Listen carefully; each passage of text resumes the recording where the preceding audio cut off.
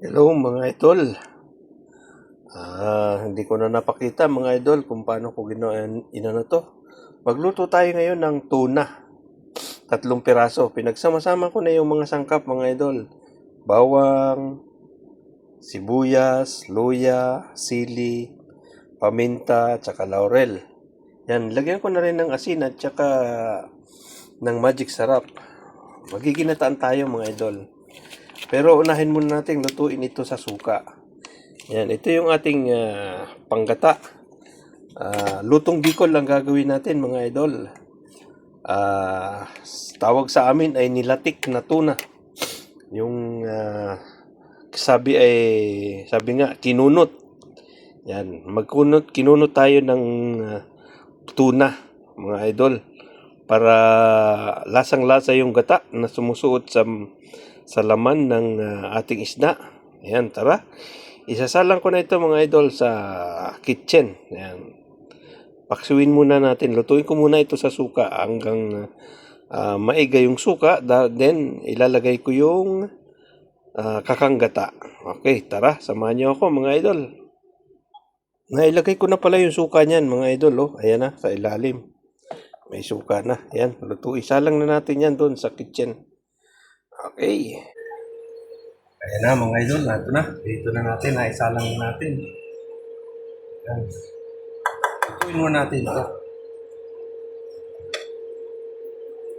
Tutuin muna natin sa suka, tapos yan ay dudurugin natin.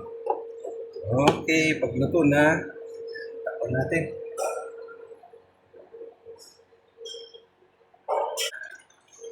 Ayan na po mga idol, medyo kumukulo na.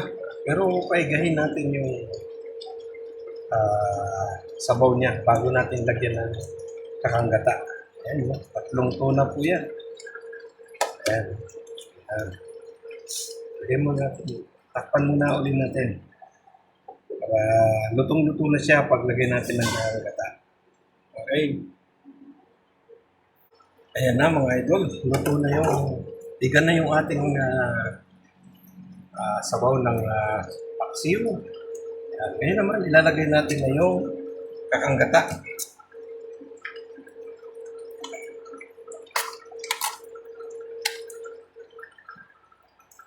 Ayan, 400 ml yung ating ilalagay na kakanggata mga idol.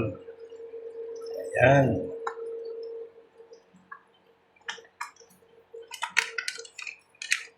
Ayan.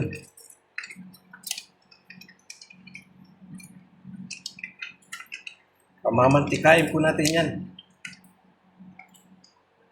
Ayan.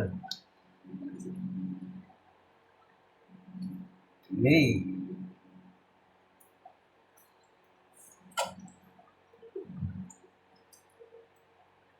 Sa lutong Bicol ay kinunot.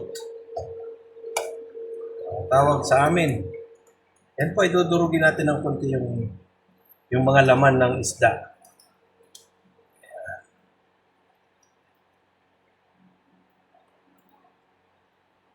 Para yung gata po ay sumuot sa kalamnan. Kaya kinunot ang tawag. Nilatik. Ika nga, ang sabi sa amin, tawag sa amin. Hihintayin po natin yung maiga. Okay. Ayan na po mga idol, yung ating nilatik.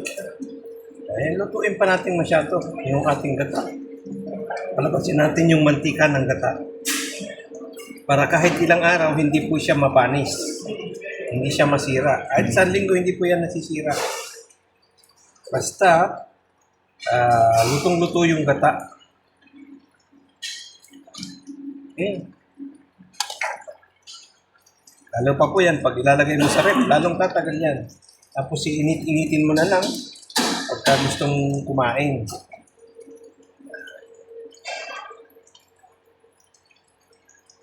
Okay, hintay lang po natin maiga yung gata. Ayan na po, malapit na siyang maiga. Lalong masarap po nito kung ito ay meron pang dahon ng sili. Pagka ganitong magninilatik sa amin, tabikol, lalagyan ng mga yung dahon ng sili.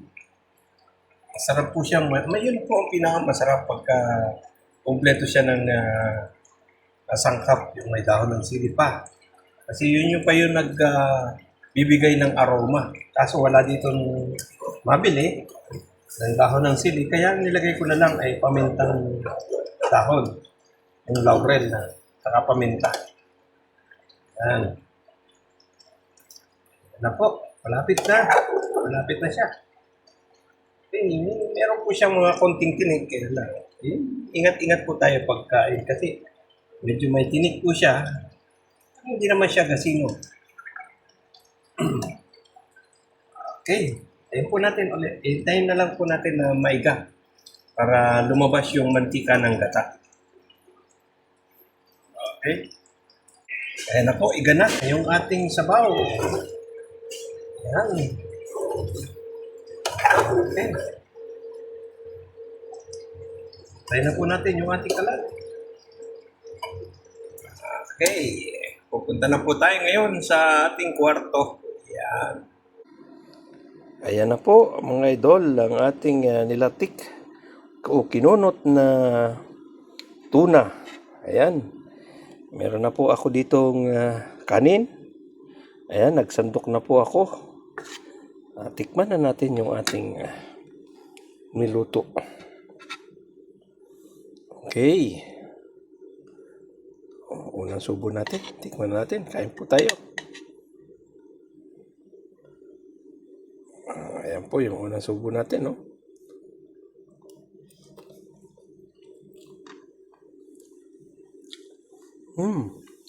Masarap po.